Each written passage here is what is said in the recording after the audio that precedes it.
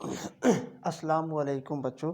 सबसे पहले दुरूद पाक पढ़ें। अल्लाहुम्मा सल्ली अला मुहम्मदिन व अला आलि मुहम्मदिन व बारिक वसल्लिम तस्लीमा। रब्बि इश्रह ली सदरी व यस्सिर ली अमरी वहलुल उक़दतम मिन लिसानी यफ़क़हू क़ौली। तो बच्चों, आज जुम्मतुल मुबारक है और जुम्मतुल मुबारक के दिन दुरूद शरीफ का विर्द ज़्यादा करें और ज़्यादा से ज़्यादा आका करीम सल्लल्लाहु अलैहि वसल्लम पर दुरूद पाक पढ़ें। सबसे अफजल दुरूद शरीफ दुरूद इब्राहिमी है और भी बहुत तरह के दुरूद पाक हैं। जो दुरूद पाक आपको याद हो आप वो पढ़ें, लेकिन कसरत से जुम्मे वाले दिन दुरूद शरीफ पढ़ें और ख़ास तौर पर असर से मगरिब तक तो दुरूद शरीफ ही पढ़ना चाहिए। तो बच्चों, स्टार्ट करते हैं। केमिस्ट्री का जो एटॉमिक स्ट्रक्चर की सीरीज़ है वो अपने आखिरी मराइल में है। एटॉमिक स्ट्रक्चर की सीरीज़ आई होप आपको पसंद आई होगी, लेकिन रिक्वेस्ट है बच्चों, चूँकि लाइट की अपनी तरफ से तो कोशिश की है कि लाइट हो, लेकिन कुछ अगर आपको दिखाई ना पड़ रहा हो तो अपने मोबाइल की लाइट को ज़्यादा करके आप इस वीडियो को देखें। अच्छा, अब एटॉमिक स्ट्रक्चर में इससे पहले वाली वीडियो में पुलिस एक्सक्लूजन प्रिंसिपल हुआ कि पुलिस एक्सक्लूजन प्रिंसिपल क्या होता है। पुलिस एक्सक्लूजन प्रिंसिपल ने क्या कहा कि एक ऑर्बिटल में 2 इलेक्ट्रॉन आ सकते हैं। उनका कंक्लूजन ये निकला कि एक ऑर्बिटल में 2 इलेक्ट्रॉन आ सकते हैं और वो भी ऑपोजिट स्पिन के साथ। 2 से ज़्यादा एक ऑर्बिटल में इलेक्ट्रॉन नहीं आ सकते। अगर कोई आपसे पूछे क्यों नहीं आ सकते तो आप कहेंगे कि क्योंकि एस की स्पिन क्वांटम नंबर की 2 ही वैल्यूज़ अवेलेबल हैं, +½ और -½ ठीक हो गया। अगर 3 इलेक्ट्रॉन आए तो फिर तीसरे का पहले के साथ या दूसरे के साथ चारों क्वांटम नंबर सेम हो जाते हैं, जबकि ऐसा पॉसिबल नहीं है according to Pauli's exclusion principle, क्योंकि स्पेस में एक जगह है और वहाँ एक ही इलेक्ट्रॉन एक वक्त में हो सकता है। ठीक है, तो बच्चों आज हम पढ़ेंगे शेप्स ऑफ, इसके बारे में आपको बाद में बताएंगे, इसको अभी ना देखें। शेप्स ऑफ ऑर्बिटल्स के बारे में पढ़ेंगे। आई होप आपको पिछले लेक्चर्स की समझ आई होगी। Shapes of orbital. तो बच्चों, जब भी हम बात करते हैं ना शेप्स ऑफ ऑर्बिटल्स के बारे में, तो असल में हम बात करते हैं स्पेस ओरिएंटेशन की। किसकी बात करते हैं? Space orientation. क्या मतलब ये कि probability of finding electron in 3D space orientation. जब भी शेप्स ऑफ ऑर्बिटल्स की बात करते हैं बच्चों, तो ध्यान से मेरी बात सुने। हम बात करते हैं प्रोबेबिलिटी इलेक्ट्रॉन के पाए जाने के चांसेस कहाँ? स्पेस ओरिएंटेशन में, 3D स्पेस ओरिएंटेशन में, यानी एक्स एक्सिस में, वाई एक्सिस में, जी एक्सिस में, जब भी हम शेप्स ऑफ ऑर्बिटल्स की बात करते हैं। अच्छा, न्यूक्लियस के इर्द गिर्द बच्चों, जहाँ न्यूक्लियस होता है किसी एटम का, उसके इर्द गिर्द हर तरफ इलेक्ट्रॉन के पाए जाने के चांसेस इक्वल हैं। जहाँ न्यूक्लियस होता है एटम का, मेरे साथ बोलेंगे, हर तरफ एक्स एक्सिस में, वाई एक्सिस में, जी एक्सिस में और एन एक्सिस के दरमियान में भी, एक्स एक्सिस, वाई एक्सिस, जी एक्सिस और एन एक्सिस के दरमियान में भी हर तरफ इलेक्ट्रॉन के पाए जाने के चांसेस इक्वल हैं। हर तरफ इलेक्ट्रॉन के पाए जाने के चांसेस बराबर हैं। इस तरफ भी इलेक्ट्रॉन पाया जा सकता है, इस तरफ भी, एक्स एक्सिस में, वाई एक्सिस, जी एक्सिस और इनके दरमियान भी इलेक्ट्रॉन पाया जा सकता है। तो बच्चों, इसलिए कहते हैं कि न्यूक्लियस के इर्द गिर्द जो पहला ऑर्बिटल है उसको बोलते हैं एस ऑर्बिटल। तो एस ऑर्बिटल बच्चों इसलिए क्या होता है? स्फेरिकली, जिस तरह फुटबॉल होता है, स्फेरिकली सिमेट्रिकल शेप। एक रीजन आपको समझ में आई, एस ऑर्बिटल क्यों स्फेरिकली सिमेट्रिकल है? एस ऑर्बिटल इसलिए स्फेरिकल सिमेट्रिकल है क्योंकि न्यूक्लियस के इर्द गिर्द एस ऑर्बिटल सबसे पहले आता है। तो न्यूक्लियस के इर्द गिर्द इलेक्ट्रॉन्स के पाए जाने के हर तरफ चांसेस इक्वल चांसेस हैं कि इलेक्ट्रॉन कहीं भी पाया जा सकता है। तो इसलिए हमने एस ऑर्बिटल को कहा कि ये स्फेरिकल शेप है, ये स्फेरिकली सिमेट्रिकल शेप है, जिस तरह फुटबॉल होता है। दूसरी तरीके से समझें।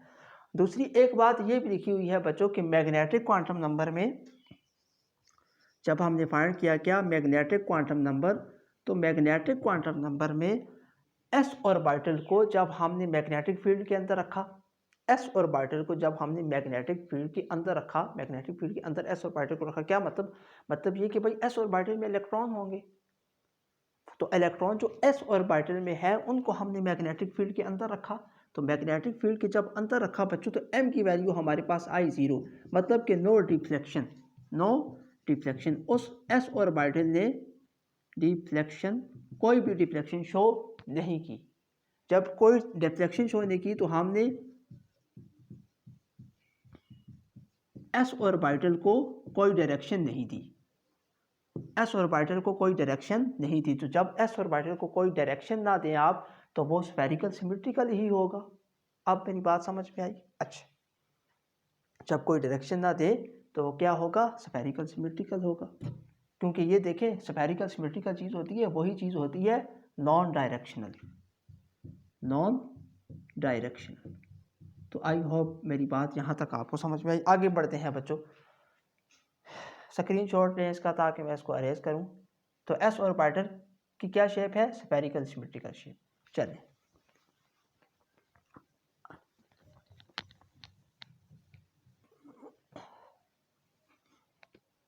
आगे बढ़ते हैं बच्चों। पी ऑर्बिटल के जो इलेक्ट्रॉन्स हैं, इलेक्ट्रॉन के ऊपर भाई चार्ज होता है, चार्ज की मैग्नेटिक फील्ड होती है, फिजिक्स में पढ़ा होगा, ठीक है।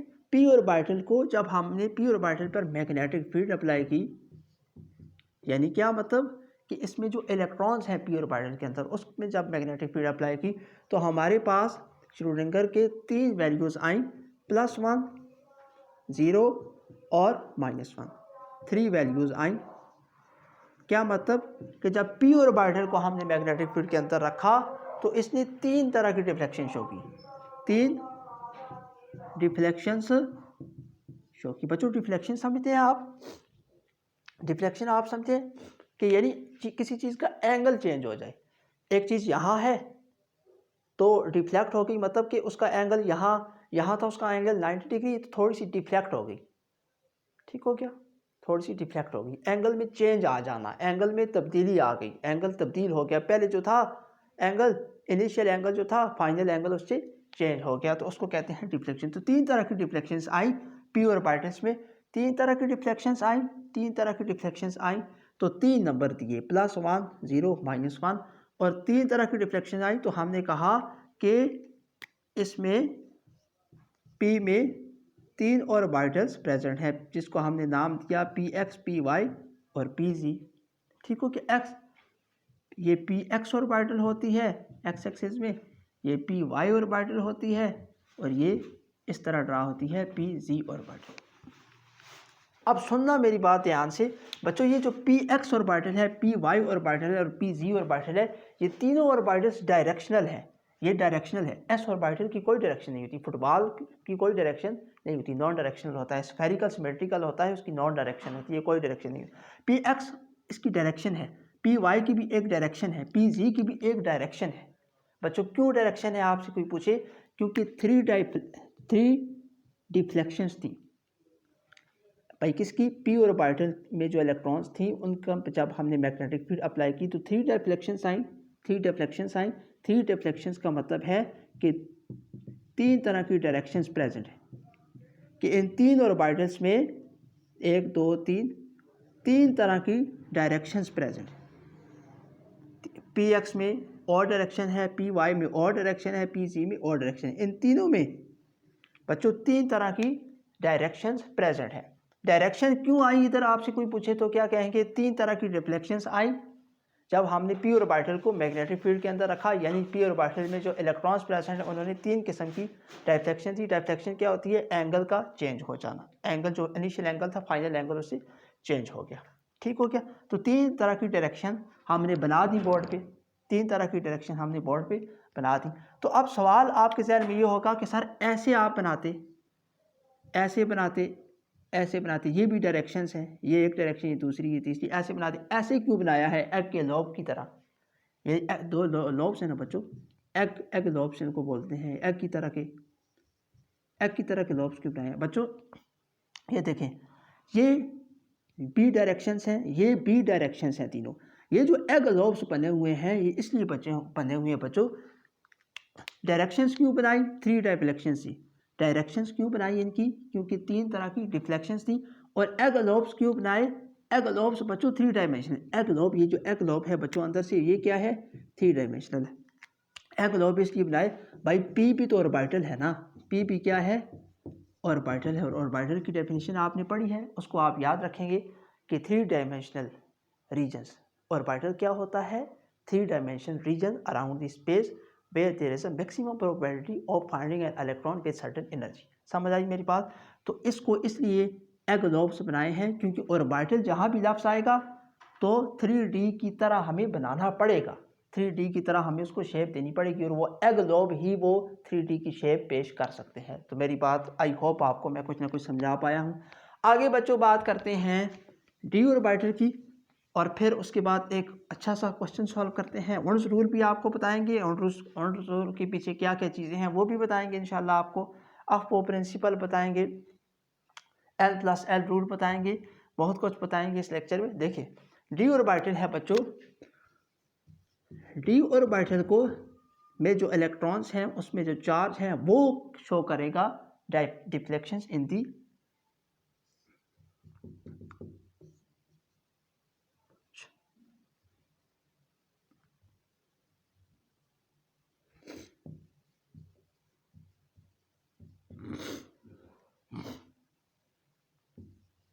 Magnetic field, magnetic field.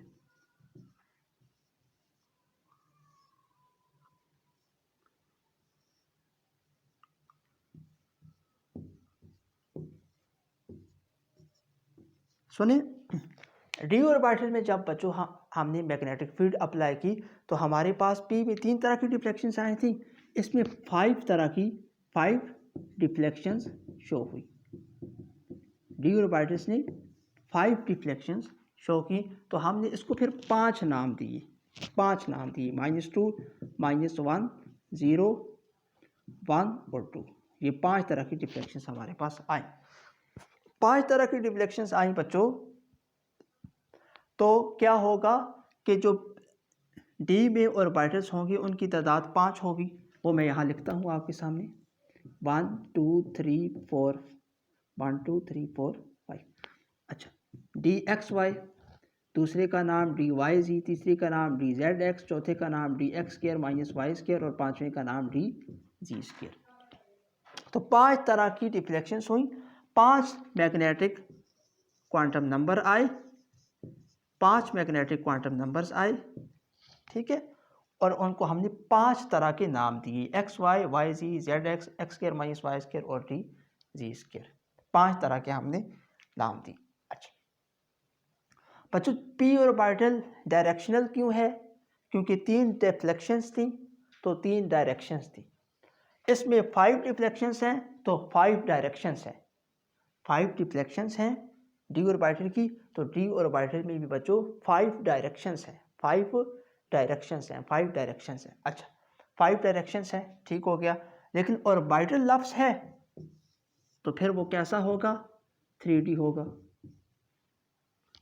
कैसा होगा वो, 3D होगा। तो डी की क्या शेप होती है बच्चों, इस तरह की शेप होती है, डबल डम्बेल, इसको डबल डम्बेल बोलते हैं।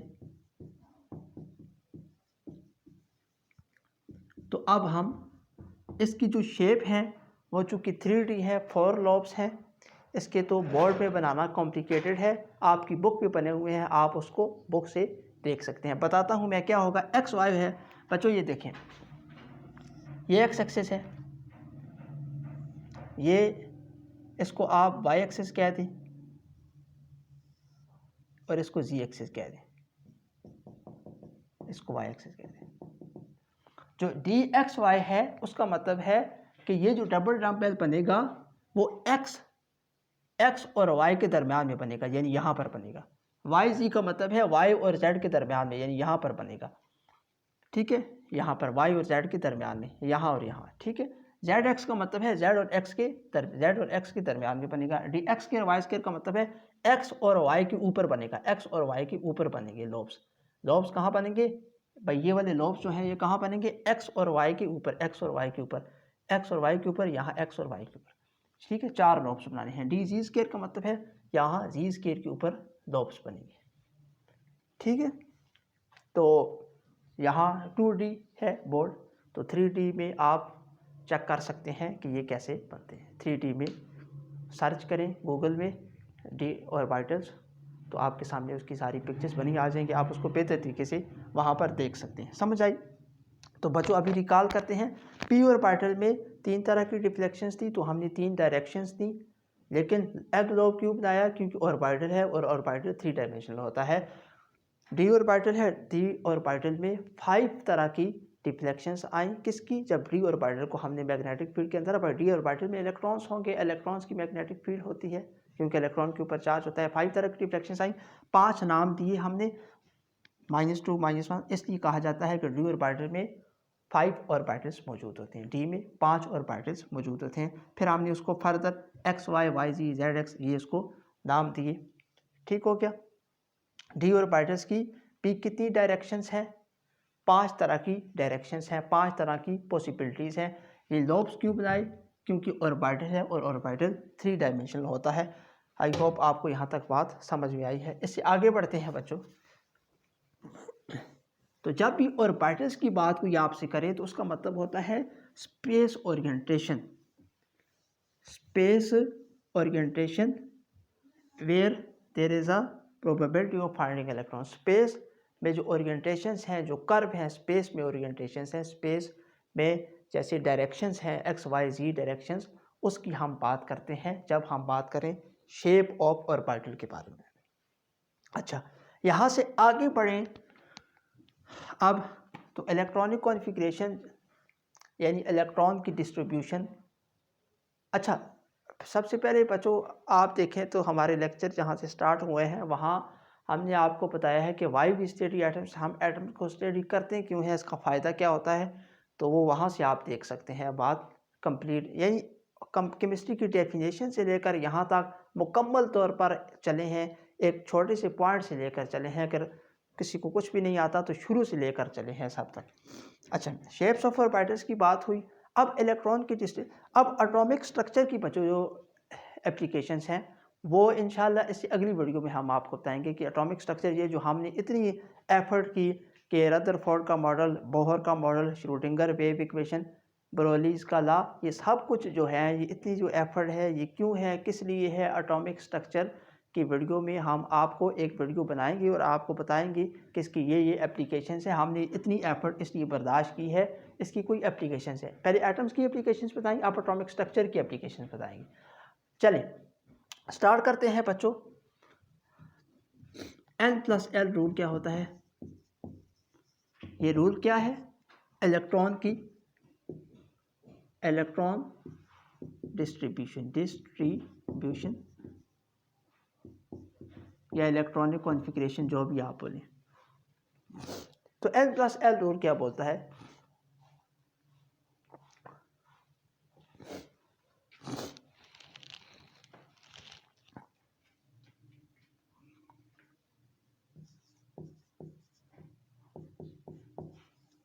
Orbitals are arranged in the increasing order of N+L values if true orbitals have, पहले नोट करें फिर मैं समझाता हूँ आपको। if true orbitals have same N+L value then orbital should be placed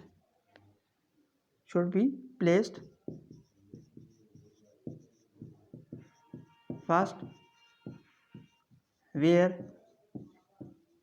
N value is smaller।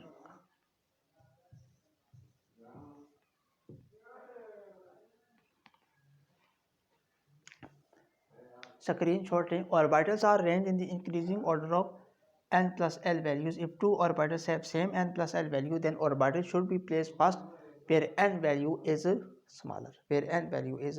smaller। अच्छा, चलिए समझाएं, शुरू करें। ठीक है, चलें बच्चों, ये देखें 3D है और 4P है, 3D है और 4P है। तो N+L रूल क्या बोलता है हमसे? N+L रूल बोलता है ऑर्बिटल की अरेंजमेंट। अगर की इसकी बनाएं तो ऑर्बिटल अरेंजमेंट,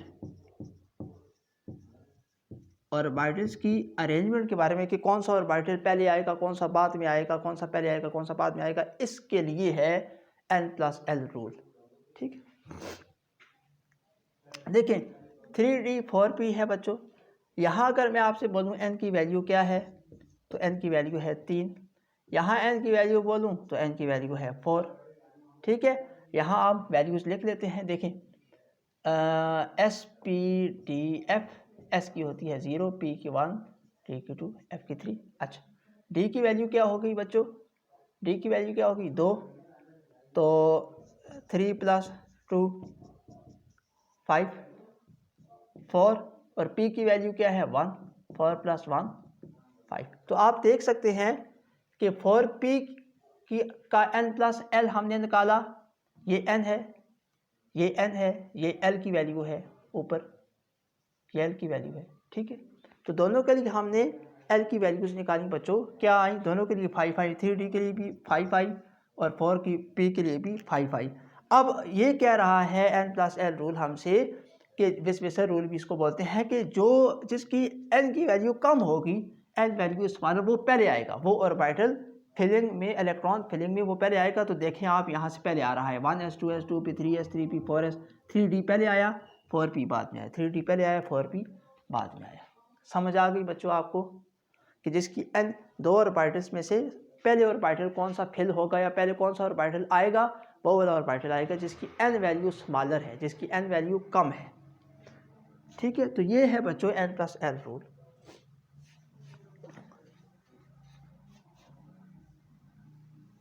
यानी जब आप इलेक्ट्रॉन्स की फिलिंग करेंगे तो पहले 3D को फिल करेंगे, उसके बाद 4P को फिल करेंगे। ठीक है, अच्छा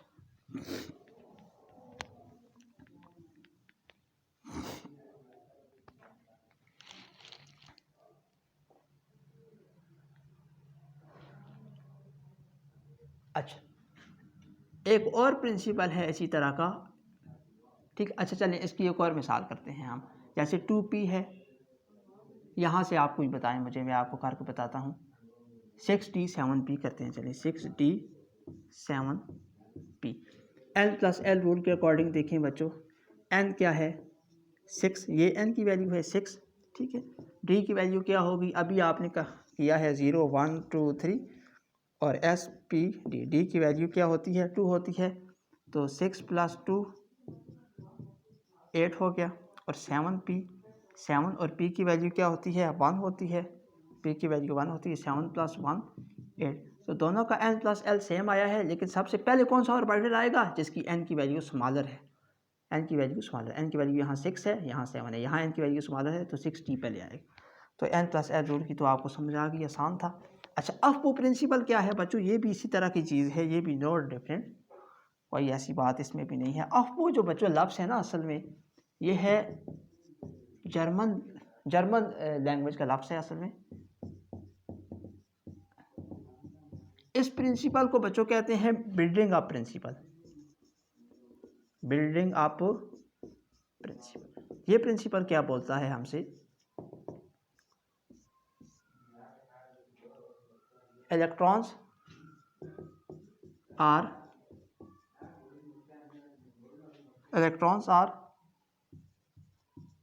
filling in the energy subshells in order of increasing energy values. Electrons are filling in the energy subshells in order of increasing energy values. बच्चों क्या मतलब इसका? मतलब इसका ये आपने ध्यान में रखना है कि जो सबसे ज़्यादा ज़रूरतमंद है, सबसे पहले पैसे उसको मिलने चाहिए। जो सबसे ज़्यादा ज़रूरतमंद है, सबसे ज़्यादा नीडी पर्सन है, सबसे पहले ज़रूरत उसकी पूरी होनी चाहिए। ठीक हो गया। इसी तरह इस लॉ का ये मतलब है, इस प्रिंसिपल का ये मतलब है बच्चों, इस प्रिंसिपल का, आपको प्रिंसिपल का ये मतलब है कि जिस ऑर्बिटल की एनर्जी सबसे कम है, जिस ऑर्बिटल की एनर्जी सबसे कम है, सबसे पहले इलेक्ट्रॉन उसमें जाएंगे, सबसे पहले इलेक्ट्रॉन उसमें जाएंगे। समझाइए, जिस ऑर्बिटल की एनर्जी सबसे कम है, सबसे पहले इलेक्ट्रॉन उसमें जाएंगे। समझाइए। Electrons are filling in the energy substance in order of increasing energy values, in order of increasing, यानी यहाँ देखें, यहाँ जो एनर्जी वैल्यूज इंक्रीज हो रही है, एनर्जी क्या हो रही है बच्चों, इंक्रीज हो रही है। बताते हैं अभी आपको कैसे एनर्जी इंक्रीज हो रही है। तो ये अरेंज कर दूँ मैं, नोट कर लिया है आपने। Electrons are filling in the energy substance in order of increasing energy values. Building का प्रिंसिपल भी इसको बोलते हैं। चलिए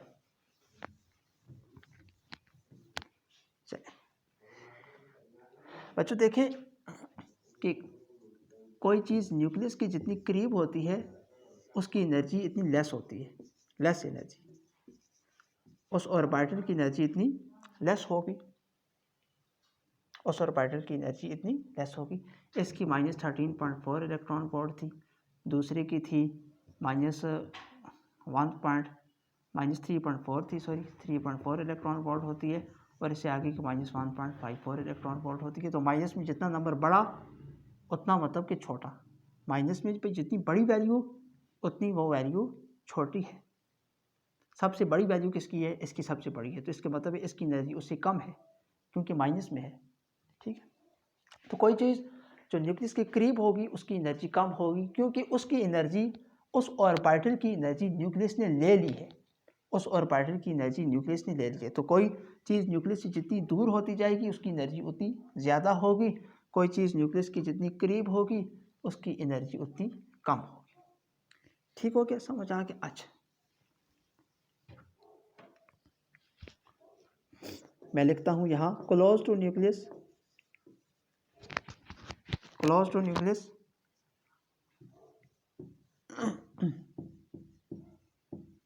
लो एनर्जी। ठीक, और फार टू न्यूक्लियस क्या, ऑर्बिटल्स, तो ये बच्चों हाई एनर्जी। तो आपको प्रिंसिपल हमसे क्या बोलता है कि इलेक्ट्रॉन वहाँ फिल होंगे जहाँ एनर्जी कम है, यानी इन order of increasing energy value से। इंक्रीजिंग एनर्जी वैल्यूज का क्या मतलब है, 1s 2s 2p 3s 3p 4s 3d। यहाँ आप देखें ये एनर्जी क्या हो रही है बच्चों, एनर्जी क्या हो रही है, इंक्रीज हो रही है, एनर्जी क्या हो रही है, इंक्रीज हो रही है। 1s की सबसे कम है, फिर 2s की उससे ज़्यादा, 2p की उससे ज़्यादा, 3s की उससे ज़्यादा, 3p की उससे ज़्यादा, 4s की उससे ज़्यादा, 3d की उससे ज़्यादा। अकॉर्डिंग टू n+l रूल करें तो देखें क्या आएगा।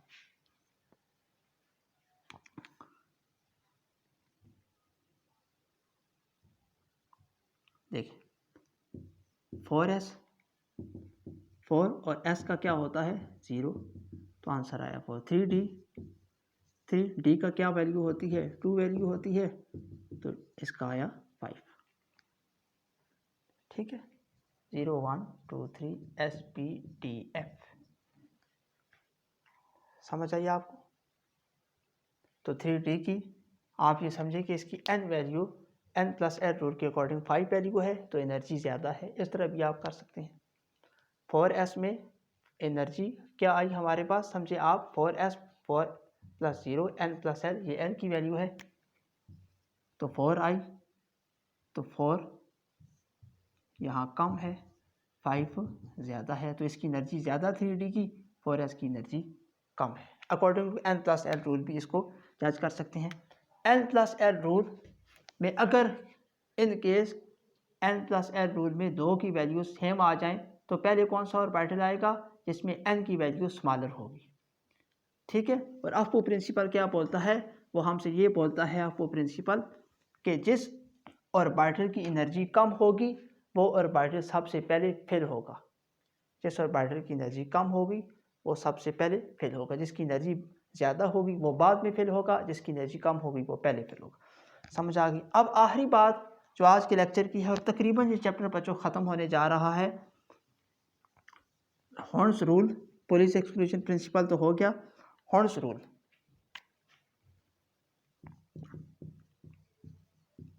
हेडिंग लगाएंगे मेरे साथ और एक एक चीज़ को नोट करते चलें। हॉर्न्स रूल क्या होता है पहले लिखते हैं फिर समझाते हैं आपको। इफ डीजेनरेट, ये क्या होता है बताते हैं अभी। If degenerate orbitals are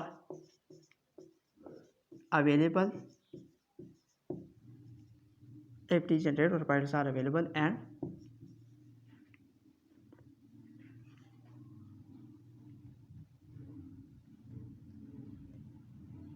and electrons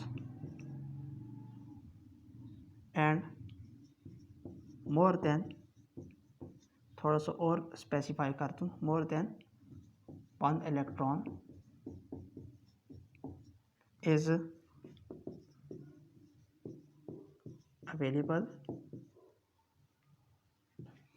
so electrons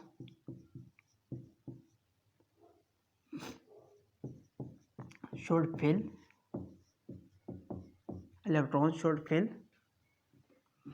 in different orbitals. Electrons should fill in different orbitals with same spin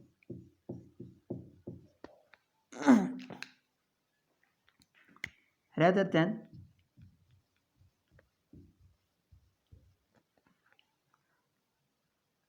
electron filled with same orbital with opposite spin।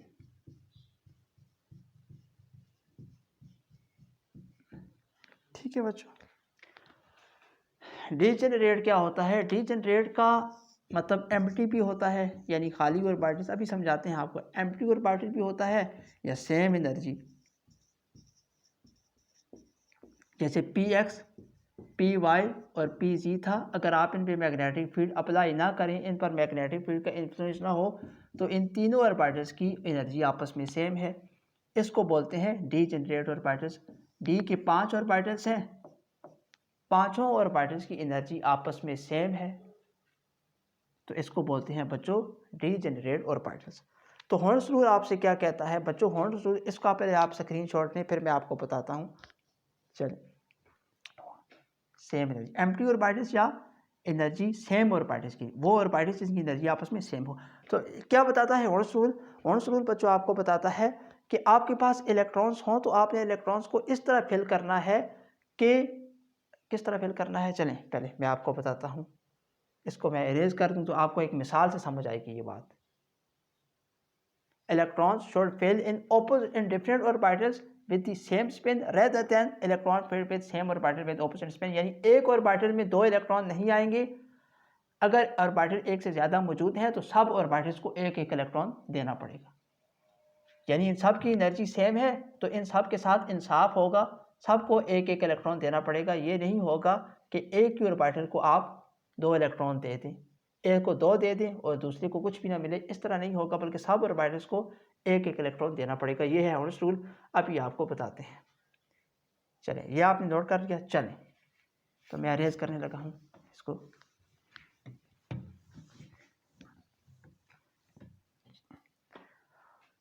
बच्चों असल में हॉर्न्स रूल कैसे आया, आप मेरे लिए सॉल्व करें Fe iron 26 की इलेक्ट्रॉनिक कॉन्फ़िगरेशन।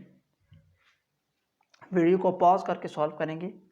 देखिए 1s2 2s2 2p6 3s2 3p6 4s2 3d6।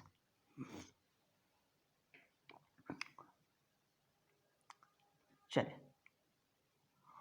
यहाँ से लेकर यहाँ तक आर्गॉन लिख सकता हूँ मैं, क्योंकि आर्गॉन की इलेक्ट्रॉनिक कॉन्फ़िगरेशन यही होती है। ठीक है, अब बाकी बचा valence shell of iron 4s2 3d6। अब यहाँ मैं लिखने लगा हूँ, एस में एक ऑर्बिटल होता है, एक बना दिया, डी में 5 ऑर्बिटल्स होते हैं, यहाँ 5 बना दिए, 1 2 3 4, 1 2 3 4 5 बना दिए। ठीक है, एस में 2 होते हैं इलेक्ट्रॉन, एस ऑर्बिटल जो होता है बच्चों, एक ऑर्बिटल में कितने इलेक्ट्रॉन आ सकते हैं? 2, ज़्यादा से ज़्यादा मैक्सिमम, और इधर पहले के 2 हैं तो 2 बना दिए। डी ऑर्बिटल में 6। अब देखो ये है 1 2 3 1 2 3 1 2 3 4 5, ये 4s, ये 3d। कितने इलेक्ट्रॉन है? 6 और 2 8, 8 इलेक्ट्रॉन्स है बैलेंस शेल में, 8 इलेक्ट्रॉन्स। ठीक, 1 2, अच्छा 1 2 3 4 5 6, 3d6 है, 4s2 है, 4s2 है, 3d6 है। ठीक है, यहाँ मैं ऐसे करता हूँ 1 2 3 4 5 और 6। तो बच्चों अब आप हुंस रूल को समझें कि ये जो है ट्रू है और ये जो बच्चों है ये फॉल्स है। इलेक्ट्रॉनिक डिस्ट्रीब्यूशन का तरीका ये वाला सही है, ये वाला तरीका गलत है। बात समझ आई? नहीं समझ आई आपको? अच्छा, एक बच्चा ये सवाल पूछता है कि सर ये वाला का तरीका ठीक है, चलें ये तो हुंस रूल ने डेफिनेशन बता दी कि इलेक्ट्रॉन फिल होंगे इन दी डिफरेंट ऑर्बिटल्स, इलेक्ट्रॉन ज़्यादा मौजूद हैं, और अगर ऑर्बिटल्स भी डीजनरेट ऑर्बिटल्स अगर अवेलेबल हैं, डीजनरेट यानी सेम एनर्जी के ऑर्बिटल्स अवेलेबल हैं, तो इलेक्ट्रॉन कैसे फिल होंगे? सारे ऑर्बिटल्स में आपने एक एक इलेक्ट्रॉन आपको देना पड़ेगा। Electrons are filling with different orbitals with the same spin, different orbitals with the same spin rather than same orbital with the opposite spin. यानी ऐसे नहीं होगा कि सेम और एक ऑर्बिटल में 2 इलेक्ट्रॉन आ जाए, rather than filling of electrons with the same orbital with the opposite spin. इस तरह नहीं होगा, इस तरह होगा। यही डेफिनेशन आपको पीछे मिली, आपको पता लगे कि ये वाला ठीक है, ये वाला गलत है। अब ये ऐसा होता क्यों है ऐसी बात ये आपको बताते हैं, ये आपको बताते हैं बच्चों।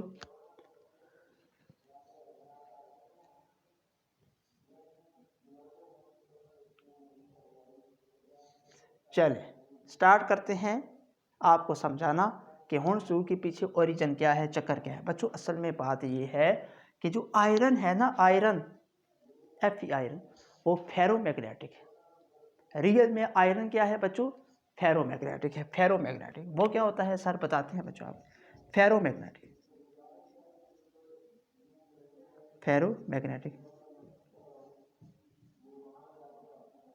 और पैरामैग्नेटिक भी है। पैरामैग्नेटिक आयरन क्या है बच्चों? पैरामैग्नेटिक। एक डायमैग्नेटिक होता है। ये 3 चीज़ें आप नोट करें, मैं आपको बताता हूँ। डायमैग्नेटिक, फेरोमैग्नेटिक, पैरामैग्नेटिक, बस इस 3 चीज़ों की बात आती है। लेकिन आप इन 2 को देखें फिलहाल, पैरामैग्नेटिक और डायमैग्नेटिक। बच्चों पैरामैग्नेटिक क्या होता है और डायमैग्नेटिक क्या होता है? पैरामैग्नेटिक वो होता है जो मैग्नेट की तरफ अट्रैक्शन शो करे, जो चीज़ मैग्नेट की तरफ अट्रैक्शन शो करे उसको हम बोलते हैं पैरामैग्नेटिक। ठीक, और जो मैग्नेट की तरफ अट्रैक्शन शो ना करे उसको हम बोलते हैं डायमैग्नेटिक। जो रिपल्जन शो करे, जो अट्रैक्शन शो ना करे टुवर्ड्स दी मैग्नेट, उसको हम बोलते हैं डायमैग्नेटिक, और जो अट्रैक्शन शो करे उसको बोलते हैं पैरामैग्नेटिक। अब बच्चों आयरन, आयरन क्या है? आयरन है बच्चों, असल में आयरन है पैरामैग्नेटिक, क्योंकि आयरन जो मैग्नेट की तरफ अट्रैक्शन शो करता है, आयरन है पैरामैग्नेटिक। अगर हम आयरन की फिल्म को ऐसे करें ना तो फिर आयरन डायमैग्नेटिक बनता है। अगर आयरन की फिल्म को हम ऐसे करें तो आयरन का बनता है बच्चों? डायमैग्नेटिक बनता है। वो कैसे सर? वो ऐसे बच्चों, क्योंकि पैरामैग्नेटिक जो बिहेवियर होता है वो होता है अनपेयर इलेक्ट्रॉन की वजह से। पैरामैग्नेटिक बिहेवियर किसकी वजह से होता है? अनपेयर इलेक्ट्रॉन्स की वजह से। अगर हम इस तरह फिलिंग करें तो यहाँ अनपेयर इलेक्ट्रॉन तो है ही कोई नहीं। अगर अनपेयर इलेक्ट्रॉन नहीं है, no unpaired electron, no unpaired electron. अगर अनपेयर इलेक्ट्रॉन नहीं है बच्चों तो फिर ये डायामैग्नेटिक होगा। लेकिन रियल में जो आयरन है वो है पैरामैग्नेटिक, तो पैरामैग्नेटिक के लिए अनपेयर इलेक्ट्रॉन होना ज़रूरी है। पैरामैग्नेटिक के लिए अनपेयर इलेक्ट्रॉन होना जरूरी। बच्चों ये देखें, ये पेयर अप हो गया, दो इलेक्ट्रॉन्स पेयर अप हो गए, तो एक की फील्ड ने दूसरे के डाइपोल मोमेंट को कैंसिल कर दिया। एक की मैग्नेटिक फील्ड दूसरी की मैग्नेटिक फील्ड से कैंसिल आउट होगी, तो फिर अट्रैक्शन नहीं होगी। No attraction to the magnet, no attraction to the magnet, क्योंकि एक की मैग्नेटिक फील्ड दूसरी की मैग्नेटिक फील्ड से के इफेक्ट को कैंसिल आउट कर रही है।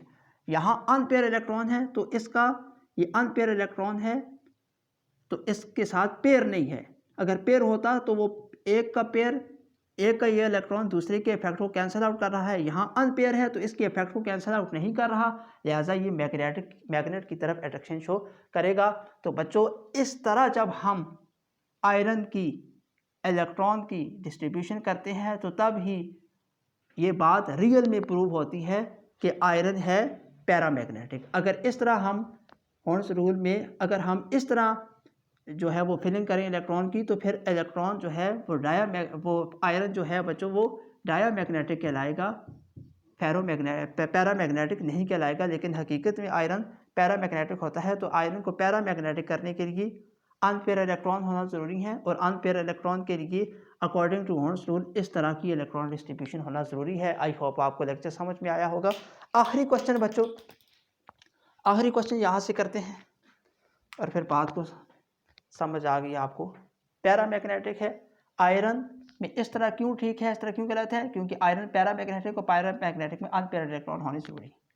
समझ आ गई आपको? चल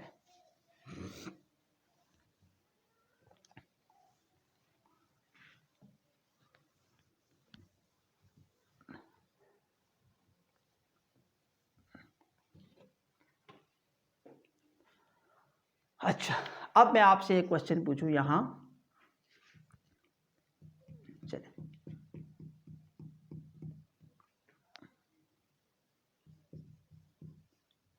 how many electrons are present in third shell? Third shell में कितने इलेक्ट्रॉन्स होंगे, तीसरी शेल में कितने इलेक्ट्रॉन्स होंगे? तो बच्चों इसका फार्मूला सीधा सीधा जो आपने 9th क्लास में पढ़ा है वो तो है 2n²। 2n क्या है? तीसरा शेल है। 3 का स्केयर 9, 9 2 18 इलेक्ट्रॉन्स। ही तो सीधा सीधा फार्मूला आपने पढ़ा है। लेकिन 11th क्लास में बच्चों आप बड़े हो गए हैं और आपने किस तरह पढ़ा है? आपने पढ़ा है इस तरह, n की वैल्यू है 3, तो l की वैल्यू क्या होगी? इससे एक लेस होगी 0 1 2। ठीक हो गया? तो l की वैल्यू ये होगी 0 1 2 sp_d। ठीक है, m की वैल्यू क्या होगी? 0 है तो एक ही ऑर्बिटल, m की वैल्यू 0, और 1 है तो -1 0 1, मतलब 3 ऑर्बिटल्स 1 2 3, और 2 है तो -2 -1 0 1 2, मतलब 5 ऑर्बिटल्स 1 2 3 1 2 3 4 5 ऑर्बिटल्स।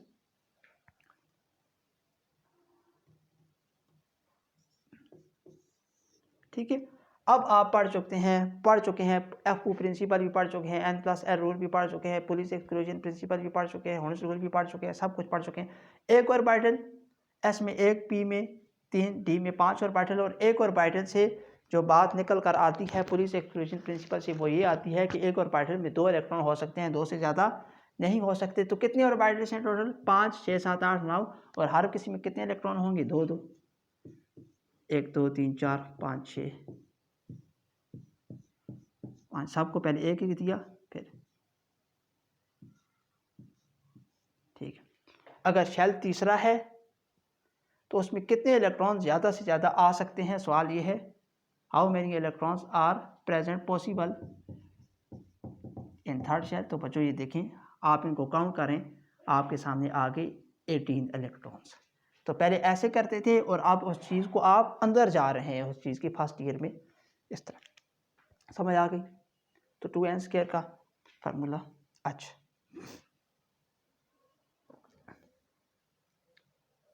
यहाँ तक आपको बात समझ में आई कि नहीं आई बात समझ में? ठीक है बच्चों।